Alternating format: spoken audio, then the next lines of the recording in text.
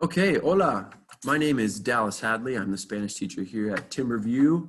And I just wanted to send out a quick little video that will kind of take the place of our mini school that we would normally be having in a normal year.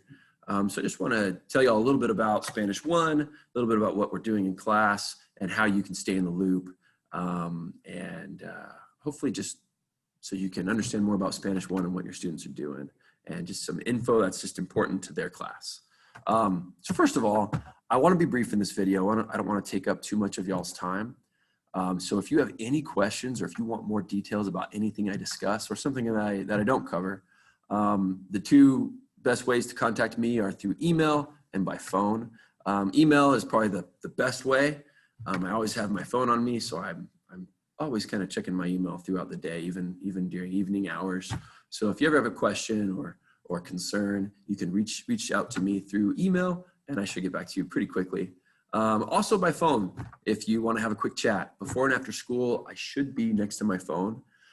So give me a call anytime before and after school. Even during the day, just during the day, I can't promise that I'll be able to answer because I might have a class. I'll be able to answer, but I might not be able to have a meaningful discussion when I have a classroom full of kiddos. But feel free to use that method to contact me as well. Cool. So the first thing I want to talk about is how y'all can stay in the loop. So there's two tools that you have that I think work pretty well, even though Aries has been a bit of a headache to start the year, right? But we're all getting more used to it. So Aries obviously is where you're going to see your students' grades. So any assignment that I'm taking a grade on should be in Aries. And those assignments are all, they should be in Google Classroom. So if you go to Google Classroom, I'll show you an example real quick. Everything you need for assignments should be in Google Classroom. So let me pull up one of my Google Classrooms. This one I think is one of my online, for one of my online remote classes.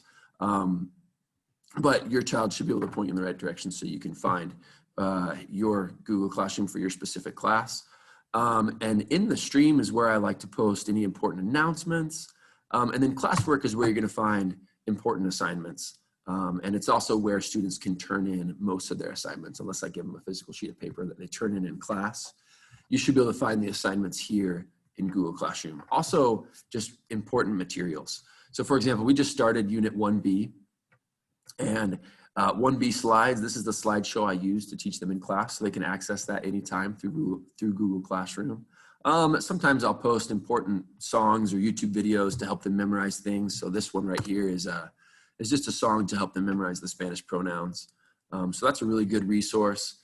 There's also Quizlets that I'll always post. Quizlets, in case you're not familiar with them, are just like online flashcards.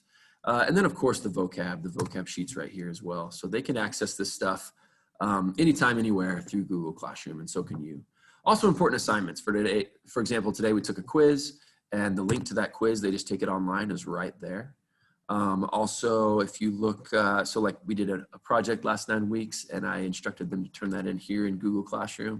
So you can always find those links just right here, and that'll also have all the info that you need to know exactly what your child should be doing for any particular assignment. So cool. And you can also invite yourself to be part of the Google Classroom as a guardian, or not invite yourself, but you can join as a guardian. I can also invite you, but you should be able to join without me inviting you.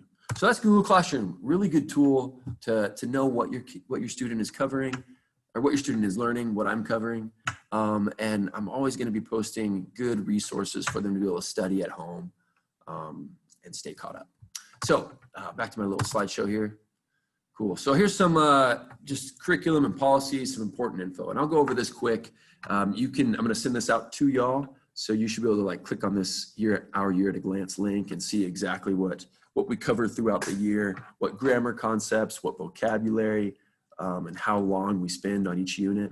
You'll be able to access that through the year at a glance. And I just want to mention real quick that in Spanish 1 and in any foreign language class, the concepts always build upon one another. So it's really important to stay caught up and not to fall behind. I tell my students to study the vocab 10 minutes a day. If they do that, they can stay on top of it. And it just makes learning the more difficult grammar concepts a little bit easier. When you understand the vocab, you know what you're looking at, grammar comes a lot more easily. And then, so as far as grading goes, Spanish 1 follows high school grading guidelines. So it is considered a high school class. And so what that means for y'all, the most important bits of information, I think, are how grades are weighted. So formative assessments are just make up 40% of their overall 9 weeks grade, whereas summative assessments make up 60% of their overall 9 weeks grade. So I think that's just opposite from how it's been in middle school. So obviously that makes summative grades, tests, and projects a little bit more weighted, a little bit more important as far as how they relate to their grade goes. And then late grade penalties are also a little bit harsher in high school. If an assignment is turned in 1 day late, the grade drops to a 70. 2 or more days late, the grade drops to a 50. If you ever have any questions on that, or if you have any extenuating circumstances that you would like me to consider with grades, just reach out to me. I'm a pretty understanding person. So just reach out to me and communicate. I don't like assigning zeros. I rarely do. So as long as your student turns something in, I'm going to make sure that they get a grade for it. So yeah, I think that's really pretty much the gist of what I wanted to cover. Again, here's my contact info. Please reach out to me if you have any questions at all.